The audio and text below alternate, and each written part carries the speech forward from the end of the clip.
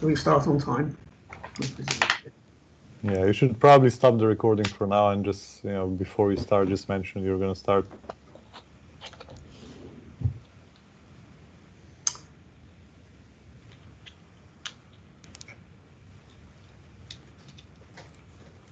Did you catch that?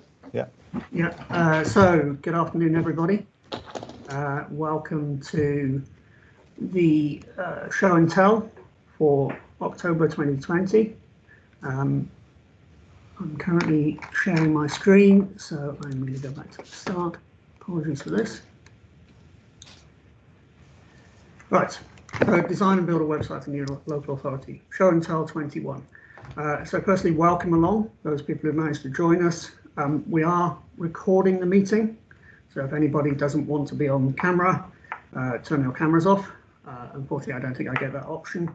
But if you don't want to appear on audio, don't say anything. We will be using the chat to take questions and also questions at the end for anybody. Short introduction from me, and then we'll hand over to some of our partners. My name is Peter Parfitt. I am the new head of digital. I'm currently in my second week in role. Most people are referring to me at the moment as the new Ben.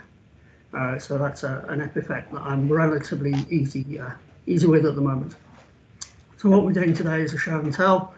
Show and tell is one of the opportunities that we have to keep you guys updated on what's happening. We're trying to be as open and transparent as we possibly can. What we're doing now, what we're thinking about coming next, and then questions and feedback. For some of the people who've been on these calls before, you'll have seen these slides before, but if not, I'll take you through some of the kind of basic principles. So agile and user-centered from the start. So what does that mean? It means measuring things, it means learning and sharing, and it means building in an iterative way. So we're doing lots of research, lots of user testing, lots of creation of user needs and user stories, creation of a full product roadmap, which we share with people, and then building prototypes and building quickly and iterating quickly so that we don't try and do everything all at once. We develop and publish minimum viable products, which are small packages of functionality, sometimes small, sometimes a bit larger, sometimes quite large, but never everything, or very seldom everything. And we iterate and we test and we go back around that loop several times. Our vision with our website. So I've been through a number of show and tells, and this vision sort of kind of changes, but it's sort of kind of consistent. We'll give our residents more free time by making everything they do with the council faster and easier. A great grand aspiration, and obviously something that we're all working towards. We're going to talk in this show and tell about some of the work that we've done over the previous year, not just over the previous 3 weeks. We will highlight some of that and talk about what's coming, but we also wanted to talk about what we've done in the last year, which in a minute. So before we do that, some of the things that we're looking to do for next year, kind of where we are, also by the end of 2020 and then by next year. So we've now got those clear content guidelines for services, and we're engaging with services to try and clarify the roadmap that we're currently working on and putting that governance framework in place. By the end of this year, what we really hope to have is that prioritising time roadmap to accelerate the current rates of migration. We know that we have these 5 legacy sites that we're migrating currently over to the one new site, and actually we need to accelerate that rate of migration. Otherwise, we're not going to get to the point in March 2022 when all the old sites are turned off that we've migrated all that content.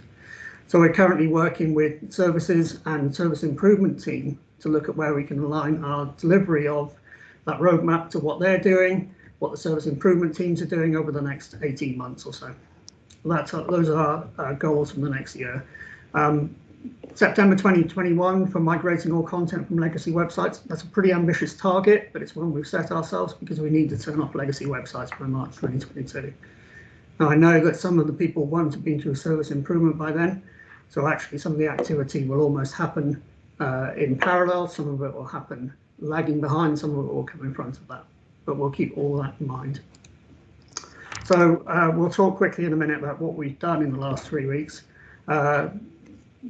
It's there on the screen, family information, microsite, lockdown, top level categories and policy and strategy pages, but I'll pass over now to Boris, who's going to talk you through what we've done in a year. Thank you, Peter. Should I? All right, I'll just share my my screen if I can. Just give me a second. Is it easy if I share mine, Boris? I can probably share it. It's kind of just here. Cool. Can you see the screen? Yep. Yeah.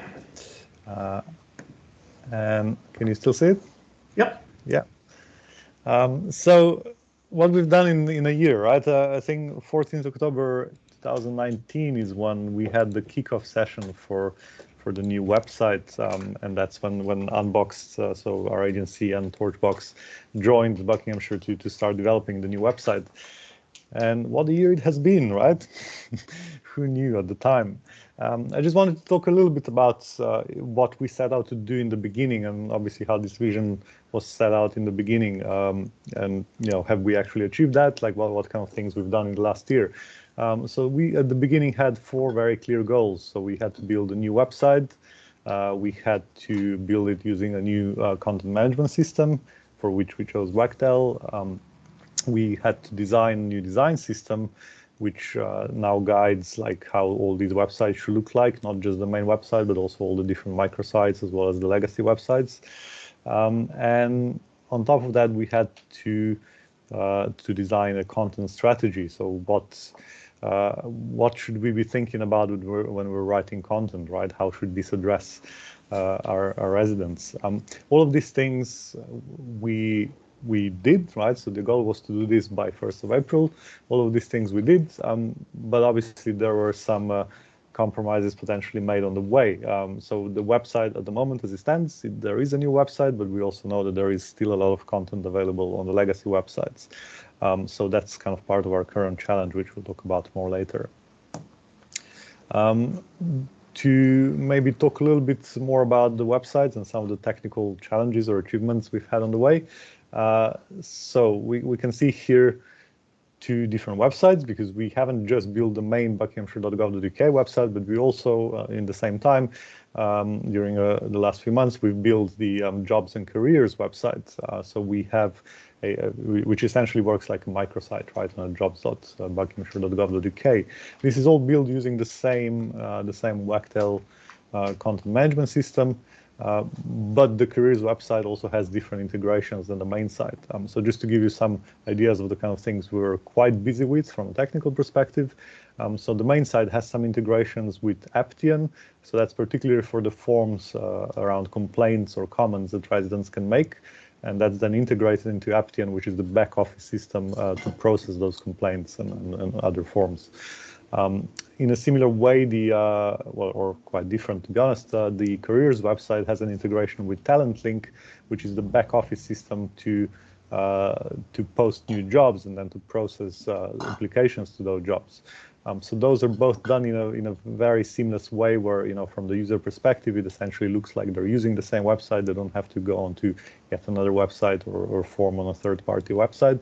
But from the back office perspective, that goes into all the right systems. Some of the other things we were really focusing on, we were focusing a lot on accessibility, and we are pretty much fully AA compliant when it comes to the accessibility standards. That is a legal requirement, so we're really happy to have that. And we are scoring quite highly on. There's a monthly list of accessibility assessment for the different government local authority websites, and we are, I think, currently on the 13th place out of all the local authorities in UK, so that's still pretty high up. On the other hand, one of the things we did just recently, which we will talk a little bit more about, is the schema.org markup for job postings. We've talked about that before already, so that's something that allows the jobs that are posted on our website to actually be listed in a more meaningful way also on Google searches and on some other websites that can kind of pull that information from our website in a more meaningful way. Now, one of the things that's particularly great about that is that actually this is a government mandated standard, which not all government websites actually comply with, yet we do. So we are very, very proud of that. And apparently there was a World Standards Day, so that's why we're talking about all this stuff. So yeah, yay for us. Some of the stats, just to give you an idea of what our website entails. A very nice round number came up in our analytics recently, which is 1 million unique page views since 1st of April. It just number, but I'm aware that it doesn't mean much without comparing it to other websites.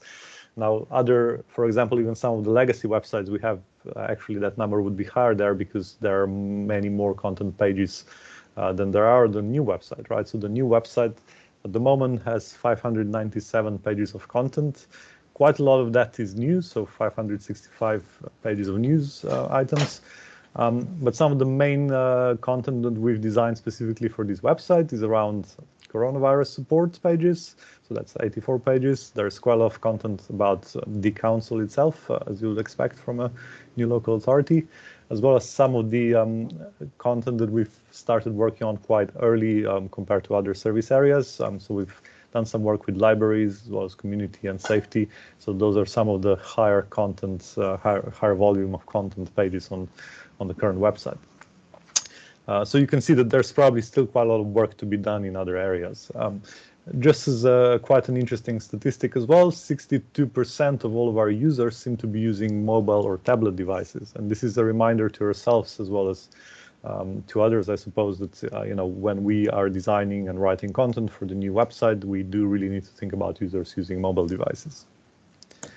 Out of content, what content is the most popular? Where do people go to? So on the right side, you can see, so that's numbers of sessions, I think, since April that people have made in these different content areas.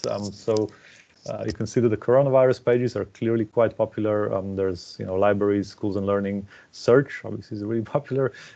Your council, parking, roads and transport. So those are some of the most popular pages. And then also bin collections and waste. We know that that's a very popular area. It just doesn't score very highly on the new site yet. So like, even though there are a lot of visits, some of those might actually be on the legacy website still, because a lot of that content is hosted there. So we would expect that number to go higher once we transfer more of that content over. And one of the things we've added, I think since June or so, we also added the ability for residents to give us some feedback on how useful our pages are. And the view on the right is quite a useful view that shows by category which category kind of needs a bit more attention. So we know that the news items are quite highly rated in terms of usefulness.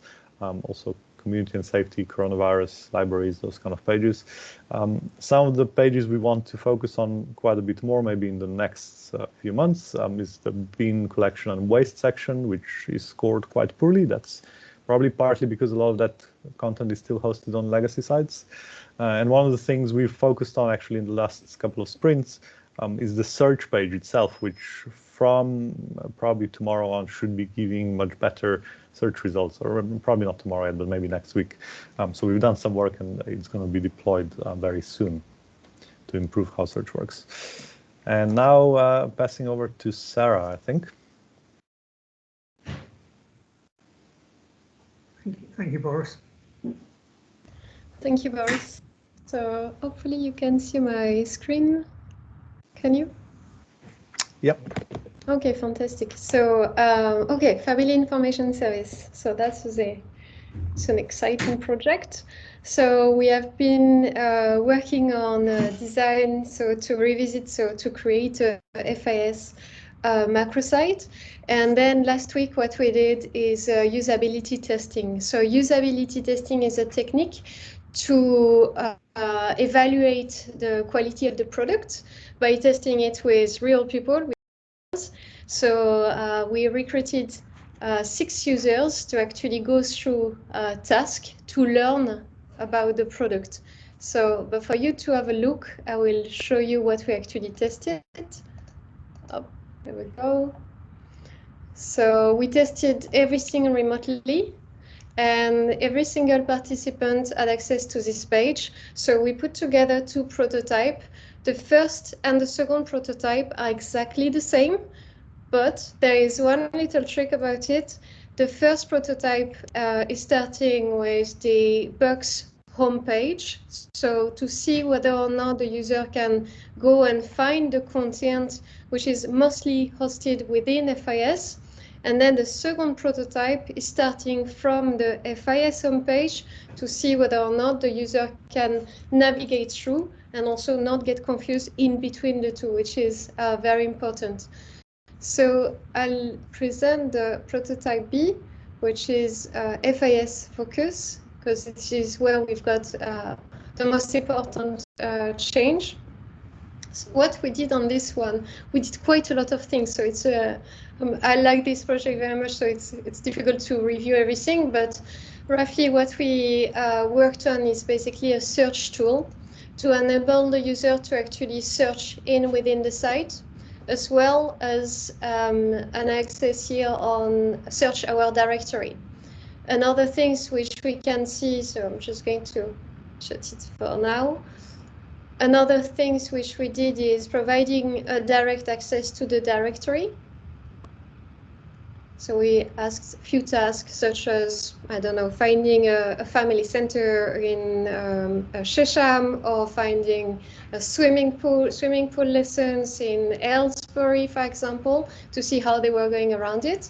And then the second bit we can see here are 6 styles, which refer to the way we organize the content on the directory. And we specifically tested 2 case scenario, one which is focused on the local offer for SEND, and then childcare and early years. Scrolling down as well, we included a section specially dedicated to events. And then finally, something which is important, we also tested to see whether or not users will actually scroll down to see if they could actually find the contact us part, to make sure that they are fully comfortable. So what I'm going to do now is navigating on the longest journey. They are not all having the same length. So local offer for SEND. And then here, so we've got different tiles which refer to the different category of content which have been put together. So we wanted to check whether or not it was understood by everyone, if the logic of the organization of the tiles was actually making sense, but also the wording being used. And then specifically what we tested was short breaks. So from here, the user was could have access to actually the full content on short breaks and just navigate through the different parts. And then from here as well, what was really important to us is to actually test the navigation, as I explained, between the 2 sites. So either by clicking back on Family Information Service, which follows the same format as the job macro site, or simply by going to the Buckinghamshire Council logo. The other thing as well was to clicking and reaching the directory. Yeah. So I'll go back to the presentation here. So this is roughly what we did in a nutshell. In terms of who did we test with, so I'd like to thank the Bucks team and the FIS team on this one because they helped us to actually recruit. We had 6 users. They were all parents. Some FIS users, some were not FIS users, so it was really great to get those feedback. And then 3 out of 6 actually have children with special needs, so which was great because we really wanted to make sure that all the journey was actually serving them properly. And then finally here, so this is just an overview about the way we actually worked on it and where we are at the moment. Because testing is not just testing, there is everything happening before, everything happening after. So the preparation, as I mentioned, is about recruiting, it's about putting the prototype together, but also writing some tasks and doing all the admin tasks around it. Testing, obviously, so as I was saying, it was about 6 hours recording, 6 sessions. And after that, so we have been documenting, so I've been working very closely with David to actually transcribe absolutely everything and to have an overview of all the content. From it, we move on to the analysis. which is the really exciting part where we start to read pattern and correlation between the findings. And then finally, at the moment, we are polishing the report. So on a very positive note, next week, I will be able to share with you some of the findings from what you have seen today. So that's it for me, and I'll pass over to Boris. Thank you. Actually, back to me, I think. I think Oh, so. sorry, Yeah. Thanks, Peter. Sorry about that. Sorry. That's okay. So can people see my screen? Yes. Yep. Cool. So the next thing that we've been developing this sprint is a tool which answers the question, am I in lockdown? Now we're aware that since we started the work on this, that the national tiered lockdown system has been launched, but there's still benefit in what we're doing here because we don't quite know yet whether all tier 2s will be the same and whether there may be any separation within a tier. So just quickly to demo it, it's a very simple tool. So essentially you enter your postcode, HP20, and search, and it will tell you which particular tier you're in lockdown. So HP20 1UY is in tier 3 lockdown. And then it will give you the option to look at what to do in lockdown. So all of this content is editable by us, which you can see why some of it is just mock-up copy at the moment. And I'll show you the administration in the back end a little bit later. But we're able to get a dedicated response based on postcode lookup. So we're doing individual postcode lookup. There are some caveats around that, as Boris mentioned earlier, but essentially we're doing things based on the data that will be provided to us by Public Health England. So if I do another postcode, if I actually do my own postcode, nobody knows where I live, but never mind. Again, I'm in tier 2. But I may at that point just want to be pushed to the national information page. So here again, I can push through to the information which is being held by central government. So I could just go straight to the tier 3 lockdown page, or I could present our own content in that. So going back, if I find another postcode, we can obviously return some which are not in lockdown. So again, guidance when not in lockdown.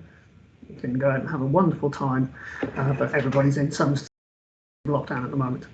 So looking at the back end of this and why this is so cool in terms of what we've built, because we're surfacing not just a simple yes, no. If you look in here, I'm not going to try and edit this too much because if I publish it, I'll probably break it. But we're able to provide an answer based on any number of responses. So for example, if you wanted to know based on postcodes which community board you were in, you could do that. So you could actually put your postcode in and we could have a number of answers that return the answer that said this postcode is in this particular community board area. And then we're obviously able to link through to other pages or more information from there on. So yeah, Kate has just said yes, please, community boards. So I think, but also for things like broadband checkers, there's a lot of potential implementation for this. I have been told that there are 15,078 postcodes in Buckinghamshire. That's quite a lot, and they are all mostly entered individually, but we will have to look at how we do that. But great in terms of its flexibility. The original requirement was just for a yes/no sort of thing if you're in lockdown, but what we've actually built is something which is going to be hugely reusable throughout the site. So that's our Am I in Lockdown page and demo. Next up, so that's that. Next steps. So what are we doing next? As you're aware, all our roadmap is on our Trello board, which is publicly accessible.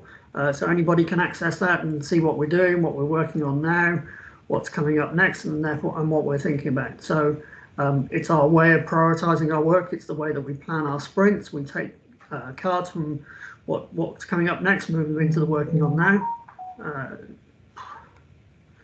And then next steps for us in terms of what we'll be doing in our next sprint, So finalising designs for the Family Information Service microsite.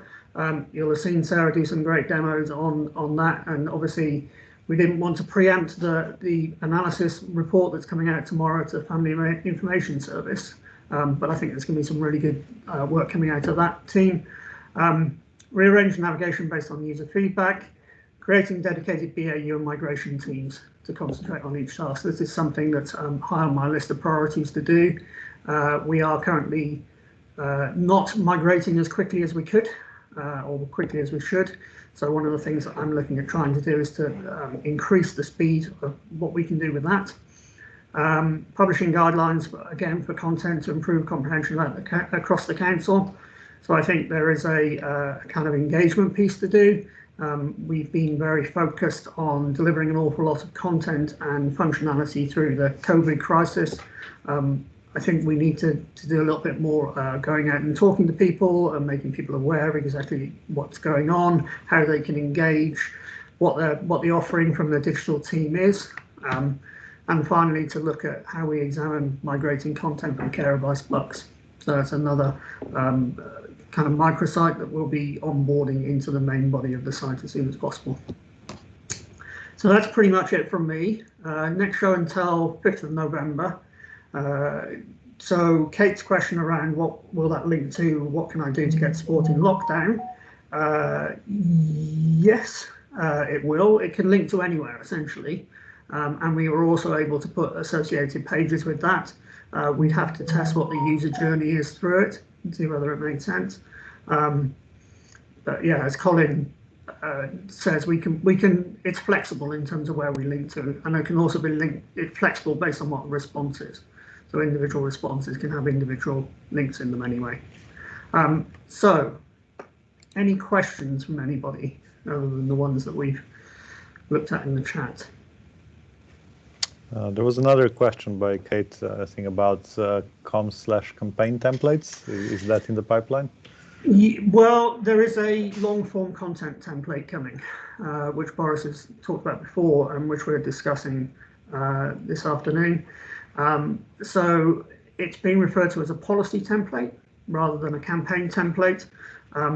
We will continue to review what templates we need. Currently, there is a long-form template on the roadmap, but not necessarily one that we're calling a campaign template at the moment. We did have a campaign template at some point on the list as well. I'm not sure if it's on that particular roadmap or not, but we have been discussing it. I think it might be worthwhile having a chat about that next week, potentially, and then see if there's a place for it on the roadmap. So again, really interesting things to do. Event section of the FIS microsite. I've any plans to migrate this to the main site. So there is so the technology, and people will jump in if I start saying the wrong thing here.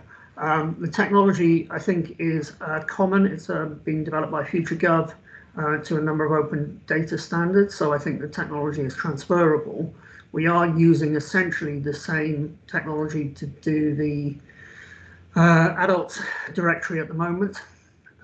So I think, yes, we can, but there's not necessarily a plan to migrate it whole scale to the main website at the moment. Kate is talking about community boards again, thinking of more promotional things. Again, it's on our roadmap, whether it's high up on our roadmap at the moment in terms of that campaign template. Obviously, we have design standards which we're all trying very hard, which are great for things like accessibility and readability, but we also realise that there are sometimes requirements for something a little bit different. But I'll talk to you separately about that, Kate. Any more for any more? No? If not, then, as I say, if anybody wants any more information, wants to get hold of me, peter.parfit@buckinghamshire.gov.uk. You, Ben? Yeah, older and not quite as fit. Never mind. That didn't sound right, did it? Thank you very much for your time today. I'm sure we'll speak again soon. Thank you. Thank you. Thanks. Thank you.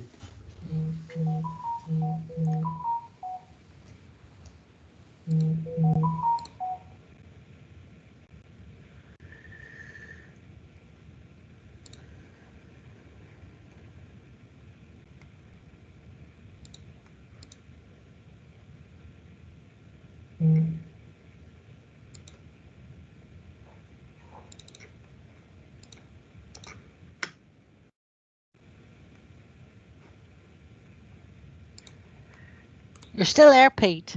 I know I am. I'm trying desperately not to be. How are you?